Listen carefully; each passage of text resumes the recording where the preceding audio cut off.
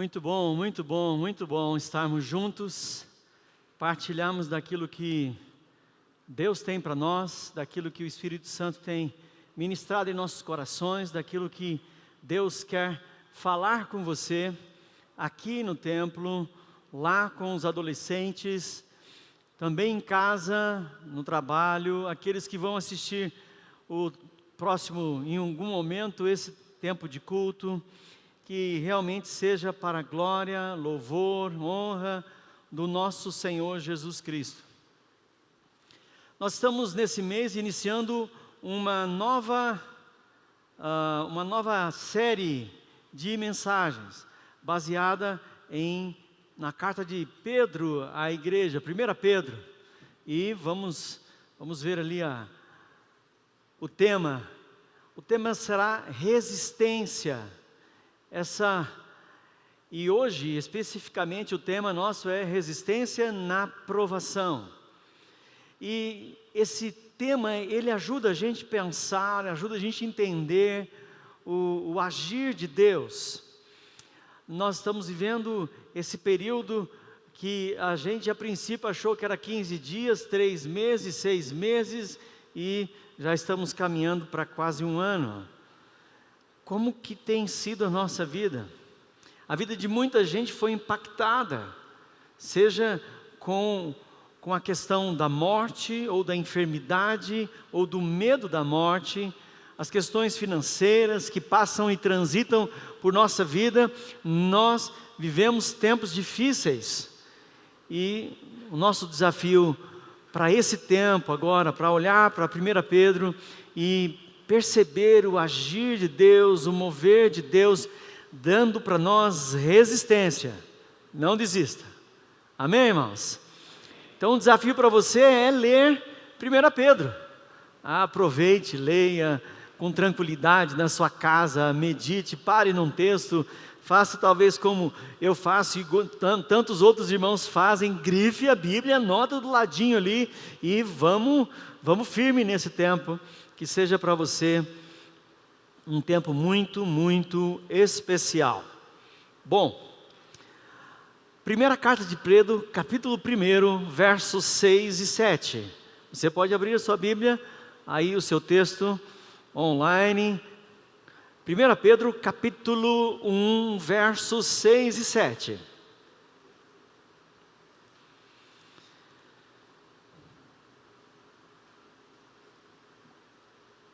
Amém? Já achamos? Glória a Deus. Nisso vocês exultam, ainda que agora por um pouco de tempo devam ser entristecidos por todo tipo de provação.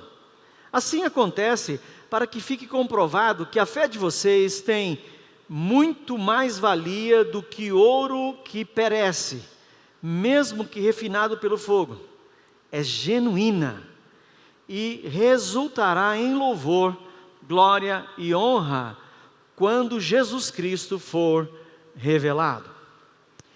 A carta de Pedro para a sua igreja é uma carta muito especial para essa igreja que está não especialmente em um lugar apenas, mas numa região. Daqui a pouco nós vamos ver quais são as regiões, que lugares essa carta compreende. Ela foi escrita por um motivo bem específico, por conta desse tempo de provação, de sofrimento e de perseguição que a igreja estava vivendo.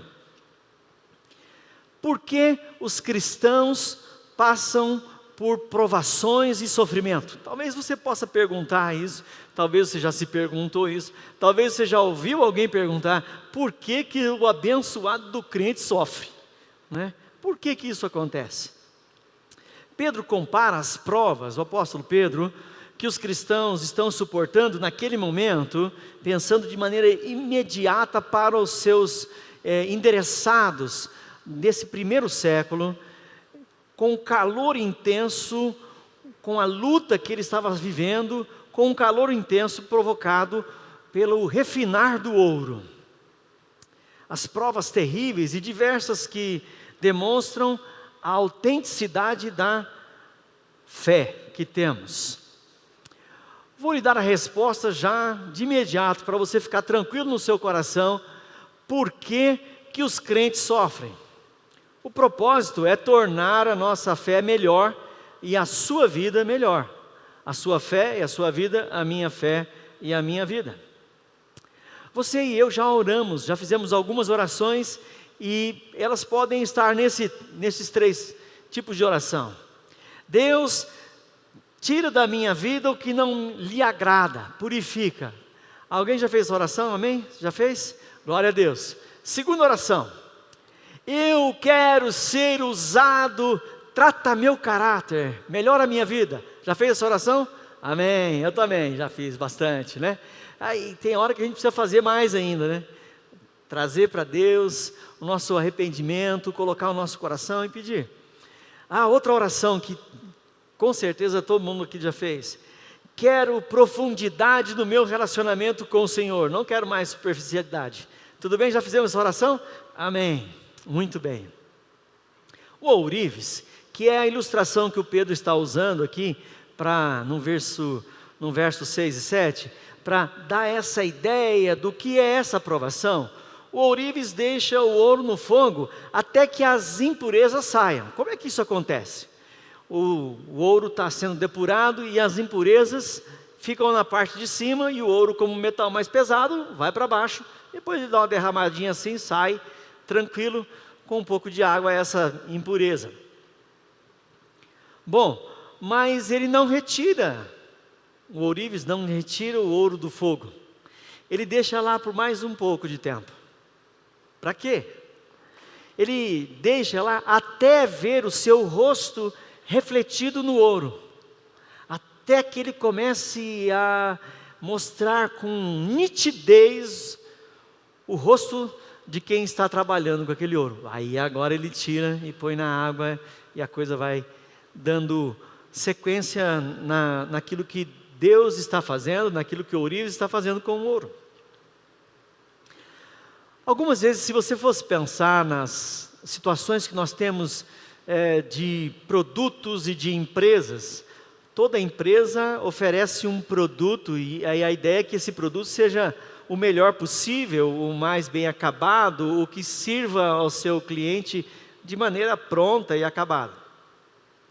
E se o cristianismo fosse um produto, se sua fé fosse um produto, e ela tivesse que passar pela prova de qualidade, pelo teste de qualidade, será que passaria? O seu cristianismo, a sua fé passaria pela prova de qualidade? Preste atenção. Passar pelo teste de qualidade é verificar se aquilo que você crê, se aquilo que eu creio, realmente funciona. Por exemplo, se você pensa lá numa indústria que fabrica corda e ela vai fazer um teste, a corda ela vai ser feita para 200 quilos e vão aplicar uma força de 300 quilos. Se ela se romper, ela já sabe que não suporta 300 quilos, tem que ser vendida para 200 quilos. Muitas vezes nós passamos por isso. Preste atenção. O que Jesus fala para os seus discípulos: neste mundo vocês terão aflições, mas tende bom ânimo, eu venci o mundo. Essa é a palavra de Jesus em João capítulo 16, verso 33. Você já viveu essa verdade? O evangelho que você crê, o Jesus a quem você serve, que já foi testado e aprovado na sua vida, realmente você tem vencido o mundo ou o mundo tem vencido você? O teste de qualidade do cristianismo está aí. As provações nos ajudam a entender isso. Bom, um produto que você tem, ele é muito bom, e aí de repente você quer agregar valor ao seu produto, certo? Essa é uma linguagem do mundo comercial, da comunicação, da venda, da propaganda, do marketing. Você vai agregar valor a esse produto. Bom, você tem um bom produto, você tem a fé em Jesus Cristo, você tem o seu cristianismo, você agrega valor a ele trazendo conhecimento. Quanto mais você conhece da verdade que há em Cristo, mais você cresce, mais você desenvolve a sua vida. Você agrega valor trazendo o tempo de fidelidade, você está fidelizado, você faz tempo, você é um bom crente há tantos anos e você se mantém firme. Bom, aí agora você vai agregar mais um valor, que é a experiência. Vamos testar. Vamos não só falar daquilo que nós cremos, mas viver o que cremos. Porque eu já descobri na vida que tem um texto que é maravilhoso quando você fala para os outros. É abençoador, Ricardo, quando você fala assim: nossa, esse texto é para você agora.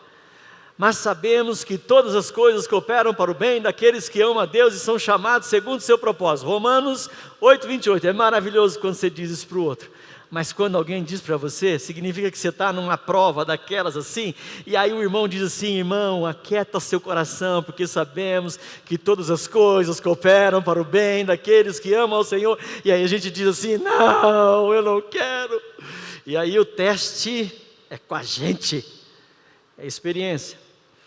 Bom, você já passou pelo teste de qualidade, você agregou valor à sua fé, ao seu cristianismo, e agora você vai trabalhar com uma outra área que também nessa área do comércio se apresenta, que é o processo de aprimoramento, treinamento constante, educação continuada, você aprendendo e sempre melhorando, e você vai passar agora a oferecer no seu produto o ISO 9004, ó que maravilha! Você vai apresentar, ajudar a empresa. O que é esse ISO 9004? Ajuda a empresa a aumentar ainda mais a satisfação do cliente. Ele auxilia a organização e identifica equilibrar as necessidades e as expectativas que o cliente quer, e a ambas as partes. Quanto fazer mais com menos, né? E isso é maravilhoso, isso é um selo de qualidade. Bom, Romanos capítulo 3, verso 5... capítulo 5, verso 3 a 5 diz assim: não só isso, mas também nos gloriamos nas tribulações, porque sabemos que a tribulação produz perseverança. A perseverança, um caráter aprovado, e o caráter aprovado, esperança. E a esperança não nos decepciona, porque Deus derramou o seu amor em nossos corações, por meio do Espírito Santo que Ele nos concedeu. Então, as adversidades, os problemas, as dificuldades que vemos, as provações, nos ajudam no nosso desenvolvimento da fé. Daquilo que era melhor, você vai fazer melhor ainda, você vai viver melhor ainda. Se você está bem, se você diz assim para mim: pastor, nós estamos vivendo bem, a bênção de Deus está sobre a nossa vida, estamos vencendo as provações, mas agora você pode fazer de uma maneira melhor, mais dedicado, mais comprometido, mais entregue, mais de Deus, menos eu, certo? Amém, irmãos? Entendemos o âmbito da aprovação? Tudo isso aqui tem a ver com provação, e a gente tem hora que fala assim: eu não quero aprovação. Tem hora que a gente amarra os demônios, todo demônio que tem vindo contra a minha vida, mas não é demônio, é só provação. Muito bem, como que eu consigo manter firme em meio às provações?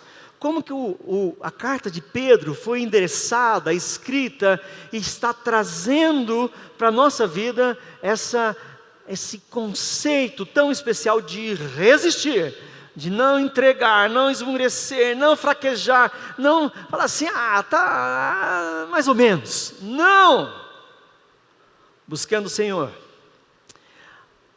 Eu vou resistir a toda provação, a todo sofrimento. Eu resisto por causa não das minhas forças, não daquilo que eu consigo fazer, não daquilo que das minhas habilidades, daquilo que eu posso desenvolver em algum ministério, mas por causa da minha posição em Deus, quem você é em Deus. E esse texto nos ajuda a entender que eu sou salvo por meio de Jesus. Veja o verso de número 1 e 2 na sua Bíblia, por favor, mantenha ela aberta aí, nós vamos usar esse texto de 1 Pedro bastante. Muito bem, 1 Pedro capítulo 1, preste atenção. Pedro, apóstolo de Jesus, aos eleitos de Deus, peregrinos dispersos do Ponto, na Galácia, na Capadócia, na província da Ásia e na Bitínia, escolhidos de acordo com o pré-conhecimento de Deus, pela obra santificadora do Espírito, para a obediência a Jesus Cristo e a aspersão do seu sangue. Graça e paz lhes sejam multiplicadas. Qual é a minha posição em Deus? Isso significa que Deus tem algo para a sua vida e que você precisa entender, e esse conhecimento daquilo que o Pedro está dizendo para mim e para você, vai te ajudar a resistir, não na sua força, não na sua sabedoria, não nas questões da sua família e das suas genealogias lá para trás, mas naquilo que Deus tem te dado hoje. Preste atenção, verso 2 diz para mim e para você que você foi escolhido. Você não é um mero acaso, um erro da genética. Você foi escolhido por Deus. Deus definiu criar você. Deus escolheu criar você. Nós estamos vivendo hoje um tempo onde o suicídio e a tentativa do suicídio tem aumentado em muito nesses períodos, porque as pessoas acabam perdendo os seus propósitos, ou os planos que tinham não deu certo, e aí de repente aquele sentimento de inutilidade, de não servir para nada, começa a ganhar espaço, e ele vai ocupando áreas da nossa vida, e se a gente deixar, se a gente permitir, ele nos leva ao suicídio. Vocês são eleitos, nós somos chamados por Deus, eleitos pelo Senhor. Preste atenção no que diz o verso de número 2. Nós somos pré-conhecidos.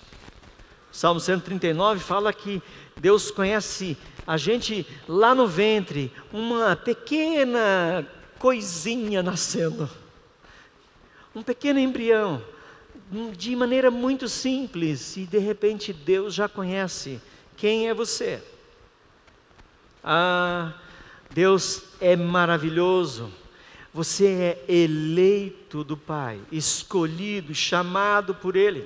Verso número 3, dá uma olhada aí. Bendito seja o Deus e Pai de nosso Senhor Jesus Cristo, conforme a sua grande misericórdia. Deus é um Deus de grande misericórdia. Então, meu irmão, minha irmã, em nome de Jesus, nada do que você fez, nenhum dos seus pecados, nem poderes, nem principados, nem profundidade, nem nada, absolutamente nada pode afastar você do amor do Senhor. Amém, irmãos? Hoje nós estamos vivendo essas crises do afastamento, essa situação de estarmos longe.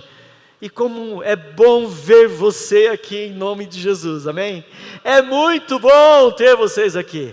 Nós tivemos meses e meses que a gente pregou para a câmera, sabendo que pela fé alguém estava lá do outro lado, mas os bancos estavam vazios. Mas nós estávamos fazendo o nosso trabalho. Mas você não pode perder de foco esse amor maravilhoso de um Deus que é misericordioso. O que é misericórdia? Misericórdia é sentir no coração a miséria do ser humano. Assim também como Deus é misericordioso, Ele nos chama para sermos misericordiosos também, para sentir no coração a dor daquele que está aflito, para sentir no coração a dor daquele que está abandonado, largado, deixado de lado. Como é bom ter uma mão estendida, como é bom saber que Deus está cuidando da nossa vida. Esse povo, e em especial que Pedro está escrevendo, estava vivenciando exatamente esse sofrimento. Eles são chamados de peregrinos e dispersos. Eles foram lançados fora do seu território, do seu terreno. Eles foram perseguidos por conta da sua fé. Eles foram banidos da sua cidade, do seu lugar. E aí eles foram para essas regiões. Glória a Deus pela igreja que os receberam. Glória a Deus porque alguém estendeu a mão. Glória a Deus porque alguém colocou sobre a cabeça deles um teto. Glória a Deus porque alguém foi usado por um Deus que é misericordioso. Verso 5. Quem é esse Deus? Qual é a minha posição em Deus? Verso 5 diz que mediante a fé são protegidos pelo poder de Deus. É um Deus poderoso, um Deus que pode todas as coisas. A diferença entre Deus e nós, e eu e você, é que Deus tem poder para fazer as suas vontades serem realizadas. Nós só temos as vontades para pedir para Deus, pronto. Mas Deus tem o poder, nós temos as vontades. Deus tem o poder e o desejo. Quando Ele deseja, Deus faz e pronto, acontece. E as coisas acontecem. Nós, no máximo, quando as vontades batem no nosso coração, nós podemos nos dobrar e clamar ao Senhor. Oramos pelos enfermos, estamos na torre de oração, estamos vivendo um tempo muito especial de oração, de clamor nesta igreja, muitos grupos, nós temos tantos moveres de oração que estão acontecendo nesse tempo, e Deus tem nos levado para andarmos por esse período de joelhos, para orar. Verso número 10, diz que essa palavra não é nova, ninguém está aqui inventando a roda dizendo, nós somos a igreja e quem não for membro dessa igreja não vai para o céu. Isso a gente nunca vai dizer. Por quê? Porque nós sabemos parte de uma história, nós sabemos que fazemos parte de uma grande história, que foi escrita há muito tempo. O verso 10 diz assim, foi a respeito dessa salvação, que os profetas, que falaram da graça destinada a vocês, investigaram e examinaram, os profetas falaram a respeito desse tempo que nós estamos vivendo, os profetas falaram a respeito desse tempo que o apóstolo Pedro estava vivendo. Pedro está vivendo um tempo de perseguição, os profetas já falaram sobre isso. Nossa fé não é baseada apenas em alguém que recebeu de manhã ou acordou e teve um sonho, e aí cria um monte de coisa e vai. Não, nossa fé é baseada naquilo que a palavra dele está sendo provada, testada e aprovada a cada dia, e serve para a minha vida, e a Bíblia é palavra viva para o meu coração hoje, amém, irmãos? É essa a ideia. Nós somos peregrinos. Pedro define essa palavra peregrino como aqueles que são sem pátria, sem aliança com o mundo, vivendo no mundo, mas não pertencente ao mundo. Eles estão sofrendo a incompreensão, o desprezo, a perseguição, porque eles estão vivendo de uma maneira diferente, de um modo de vida diferente. O modo de vida cristão era diferente do modo de vida romano, do Império Romano, que valorizava tantas outras coisas que para nós não tem o mínimo de valor. O Império Romano tinha a ideia do poder, do controle, e a Bíblia nos ensina que o mais poderoso de todos é aquele que serve. Que poder diferente é esse? O Império Romano não quer esse poder. Mas o modo de vida cristão é diferente. O mundo tem outros valores, mas o modo de vida do cristão é outro. Eu resisto e declaro a minha resistência, porque através desse texto eu entendo que Deus me ama. Amém, irmãos? Você ouviu isso? Vou dizer de novo para você. Deus ama você. Amém? É isso. Nós não podemos perder isso de vista, porque se a gente perde isso, a gente olha para nós mesmos. Aí eu posso estar frustrado com a vida que eu estou vivendo, eu posso me frustrar com os sonhos que eu não consegui realizar ainda, e eu posso me frustrar porque eu olho para o meu lado e ninguém está me ajudando. Deus nos ama. Deus nos ama. A minha resistência e a minha aprovação, na aprovação e no sofrimento, ela não está na força do meu braço, nem no conhecimento da minha cabeça, mas ela está na minha posição em Deus, mas ela está na minha posição em Jesus. E na sua igreja, no seu corpo. Jesus disse que nós fazemos parte do corpo. João capítulo 15, ele diz, eu sou a videira e vocês são os ramos. Vocês estão ligados no corpo. Vocês estão ligados ao corpo, e o corpo é a igreja de Jesus.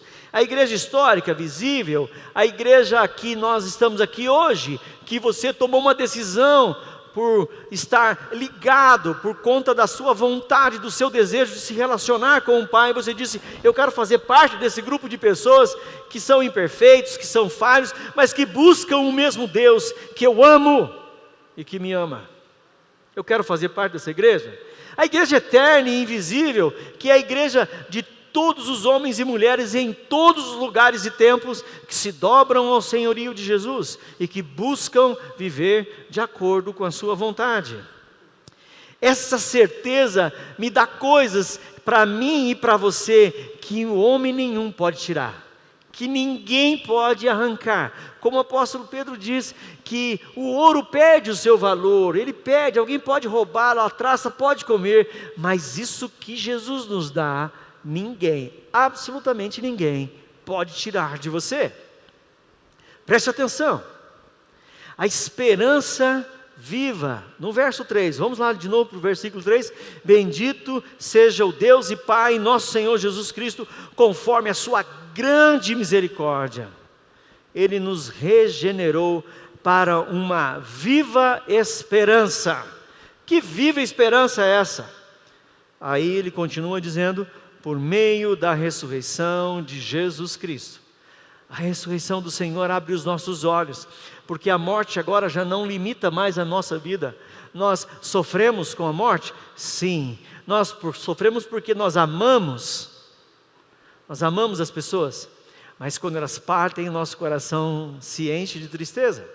Mas há uma esperança viva, que não confunde, que não deixa a gente perdido, nem a gente aprisionado ao passado e às coisas que já aconteceram, mas abre os nossos olhos para as coisas novas e grandiosas.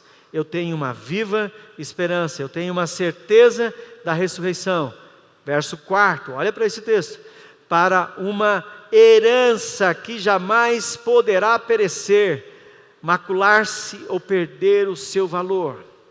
A herança que o Senhor tem planejado para a sua vida é totalmente diferente de tudo aquilo que você já pensou, já viveu ou já experimentou. Preste atenção. Talvez você esteja hoje passando por provações que estejam lidando com a sua forma de pensar.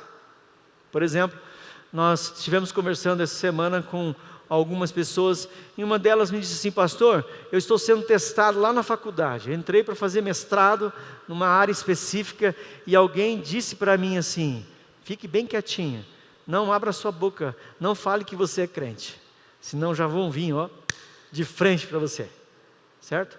E aí, que agora, o que eu faço? Acho que a gente não precisa sair com a bandeira dizendo assim: sou cristão, sou aqui e estou brigando com todo mundo. Viva a sua vida, viva os valores do reino, do amor, do cuidado, da bênção, da gentileza, da presença, da oração, do poder ajudar. Viva a sua vida, não negocie. Nós estamos lidando com pessoas que estão querendo se livrar do vício, jovens que estão envolvidos com drogas. Ele disse: pastor, como é difícil. Eu passo uma semana bem, de repente encontro os meus amigos, e aí a hora que a coisa dá uma acalmada, alguém vem e me oferece alguma coisa. Alguém vem, eu já nem saio com dinheiro para não comprar nada, mas alguém vem e me dá. Resista. Não permita que a provação te vença. Versos 8 e 9 diz assim: mesmo não tendo visto, vocês o amam. E apesar de não verem, creem nele, e exultam com alegria indizível e gloriosa, pois vocês estão alcançando o alvo da sua fé, a salvação das suas almas. Não dá para dizer que eu vou ficar tranquilo, que eu vou ficar tudo sossegado, porque quando eu disser, eu amo o Senhor, o mundo vai vir questionar a sua fé. Ele vai vir dizer assim: por que você faz isso? Você está louco, maluco? Não, eu amo o Senhor. Amém, irmãos? Como é complicado manter a nossa fé olhando para as situações. Como é complicado olhar para as dificuldades que estamos vivendo. Nós não podemos deixar que aquela obra que o Espírito Santo tem gerado na nossa vida, a obra da salvação, pare. Você só vai conseguir resistir quando o seu coração entender que o Pai te ama. Quando você vai conseguir resistir? Quando o seu coração estiver cheio de amor pelo Senhor. Porque Ele dá para você algo que jamais ninguém pode tirar. Jamais ninguém pode tirar. Quem são os dispersos da palavra que o apóstolo Pedro está falando? Ele diz assim: Os verso 1, Pedro, apóstolo de Jesus Cristo, eleito de Deus, peregrinos, dispersos no Ponto, na Galácia, na Capadócia, província da Ásia e na Bitínia. Quem são esses? Eles são os homens e as mulheres lá de Atos capítulo 2. Dá uma olhada em Atos capítulo 2, por favor. Abra sua Bíblia, Atos capítulo 2, verso 9. Atos capítulo 2, verso 9. Já achou, hein? Diz assim: partos, medos, elamitas, habitantes da Mesopotâmia, Judéia, Capadócia, Ponto e a província da Ásia. Atos 9 é exatamente a descrição que Pedro está pregando para judeus que vieram de todos os lugares e de repente agora estão em Jerusalém. E o Espírito Santo vem sobre a vida dos discípulos. Eles estavam numa casa, num cenáculo, orando e buscando ao Senhor. O Espírito Santo os visita. E agora eles saem e começam a pregar, a falar e a pregar e a anunciar a verdade que há em Cristo. Quem são esses dispersos? Vieram de Atos 2. Quem são esses dispersos? Vieram de Atos capítulo 8. Verso 1. Dá uma olhada na sua Bíblia, por favor. Naquela ocasião desencadeou-se grande perseguição contra a igreja de Jerusalém. Todos, exceto os apóstolos, foram dispersos pela região da Judéia, Samaria, e alguns chegaram até esses lugares mais distantes. Eles vieram da fé e vieram da perseguição. Eles vieram daquela luta constante de dizer: eu creio em Jesus. Você crê, vai ser perseguido. Mas eles foram recebidos pela família da fé em Jesus, eles foram recebidos pela igreja. A igreja os abraçou, a igreja os recebeu, dispersos e peregrinos, pessoas que deixaram suas casas, como a gente tem visto hoje aqui os venezuelanos, como a gente tem recebido coreanos aqui na nossa cidade, e tantas outras pessoas que chegam sem nada, e alguém ajuda, e alguém recebe, e alguém abençoa, e alguém estende a mão. A igreja do Senhor Jesus tem feito essa obra. Mas há algo muito interessante que o Pedro vai nos mencionar, que ele chama esse tempo de diáspora. Esse tempo, essa palavra grega, também significa estar longe e ser enviado para longe da sua casa, mas também significa semear ou dissemear uma semente. Semear um campo. Preste atenção, os do capítulo 2, os do capítulo 8 de Atos, foram enviados como sementes do reino para todos os lugares, para o Ponto, Bitínia, Capadócia, Galácia, região da Ásia, foram espalhados.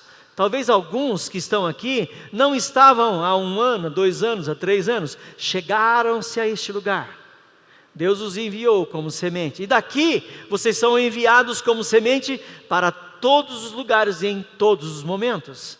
Deus mostra e prova o teu amor para com você, enviando você como uma boa semente do reino para lugares específicos e especiais. Algumas pessoas entendem isso como uma grande provação. Pastor, eu não queria estar aqui. Pastor, não foi os meus planos dessa forma. Mas de repente Deus o encaminha e você vai ser usado como uma excelente semente do reino de Deus.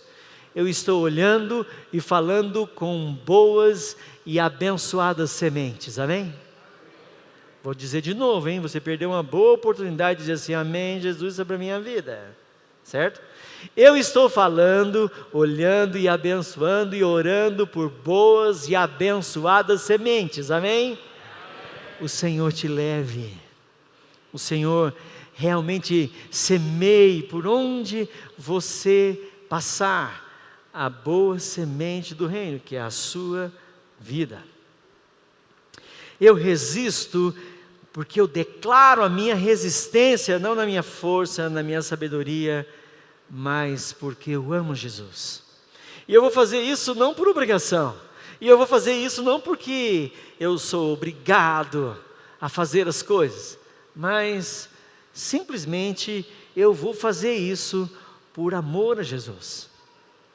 Uma certa vez eu estava numa reunião lá na região de Ipê com o pessoal da assistência social, psicólogos, na área da saúde, trabalhando no Conselho Municipal da Assistência Social. E você imagina, tudo que estava lá, só eram mulheres. E eu de homem no meio da história. E aí a mulherada começou a falar sobre cabelo, sobre cosméticos, sobre unhas, sobre cílios, sobre cabelo, aplique, sobre que tipo de shampoo usa. E eu estava lá naquele meião lá, e a galera falando. Aí de repente elas se tocaram e falaram assim: nossa, ô pastor, só o senhor que não falou nada até agora, né? Eu falei, acho que o assunto não condiz, né? Muito. Mas ela falou assim: a gente está falando besteira. Eu falei assim: não, besteira nada, tem coisa boa. Você acredita que teve uma história, tem um livro na Bíblia que nasce a partir de um concurso de beleza? A mulherada falou assim: como? Eu falei, é verdade, rapaz, está na Bíblia lá, tem um livro inteiro que fala só sobre essa história. E nasceu justamente dentro de um concurso de beleza. E Deus usou uma mulher maravilhosamente linda. A gente não tem foto dela, né? Uma pena, a gente não sabia como é que era o modelo da rainha. Quem que era mesmo? A rainha era Esther, isso! E como ela era e quais eram os seus atributos, se ela tinha cabelo loiro, moreno, vermelhinho, né? A gente não tem ideia de como era, mas é algo maravilhoso. E a gente começou a partilhar de um texto da Bíblia, e elas ficaram assim: nossa, semente do Senhor lançada onde você está. Poderia ter sido um bom dia de provação para o pastor, né? Ouvir todos aqueles negócios lá, mas a gente trouxe aquilo para a Bíblia. Deus tem movido o nosso coração. Como você tem encarado as lutas? Como você tem encarado as suas dificuldades? Nós vimos que Pedro está nos ensinando que Deus nos ama, amém? Pedro está nos ensinando que também o nosso coração deve voltar-se em amor a Jesus. Mas minha posição, eu resisto à provação e ao sofrimento por causa da minha posição no Espírito Santo, o seu agir em nós. Veja só o que está no capítulo 2. Perdão, no capítulo 1, no verso 2. Escolhidos de acordo com o pré-conhecimento de Deus para a obra santificadora do Espírito Santo. A obra que o Deus está fazendo em você, quem vai dar o acabamento final é o Espírito Santo. Qual é a minha parte nessa história? Qual deve ser o meu se dobrar diante do Senhor?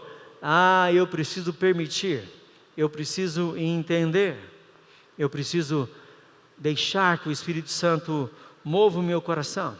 Você já fez essa oração?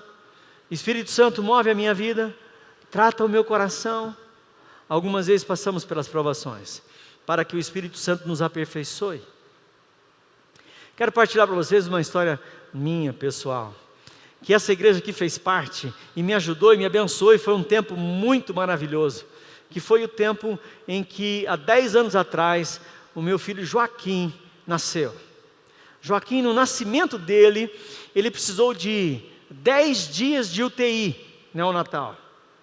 E a gente ia visitar ele todo dia de manhã e no finalzinho da tarde. E saía da UTI e ficava ali como bons pais olhando pelo vidrinho. Até que a mocinha da enfermeira fechava a cortina. E a gente ficava ali grudadinho, vendo se dava para ver por uma frestinha. Joaquim ficou 10 dias na UTI. Essa igreja aqui nos ajudou. Num tempo muito especial da nossa vida, vocês foram nossos parceiros. Bom, depois de 10 dias, Joaquim sai e fica mais 10 dias, mais 7 dias no quarto. E a gente leva para casa aquela pequena criança assim, não dava nem 2 quilos, quando saiu. Levamos para casa. Para levar no bebê conforto, daqui de Prudente até IEP, nós enrolamos 2 toalhas assim, põe de um lado e põe do outro, porque ele tinha mais pele do que carne. Puxava assim, tinha um montão de pele para encher de carne. Hoje o Joaquim veio pela manhã aqui, um meninão de 10 anos, grande. Glória a Deus por isso. 4 anos depois, nasce a Juliana. A Juliana ficou 7 dias na UTI. neonatal. E aí a gente entrava de manhã e à tarde, e saía e dava uma olhadinha pelo vidro, e o meu coração se enchia de fé, porque a gente já tinha passado por isso. Nós conhecíamos quem é esse Deus, a quem nós oramos.